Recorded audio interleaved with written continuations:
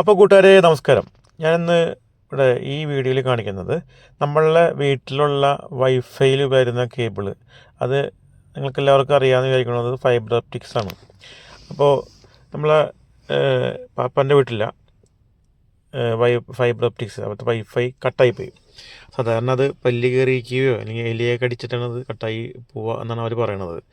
അപ്പോൾ ഇതിങ്ങനെ കണ്ടപ്പോൾ ഇത് അപൂർവമായിട്ടാണ് ഇങ്ങനെ ഫൈബർ ഒപ്റ്റിക്സ് കട്ടായിട്ട് ജോയിൻ ചെയ്യുന്ന വീഡിയോസൊക്കെ നമ്മൾ കണ്ടിട്ടുള്ളത്.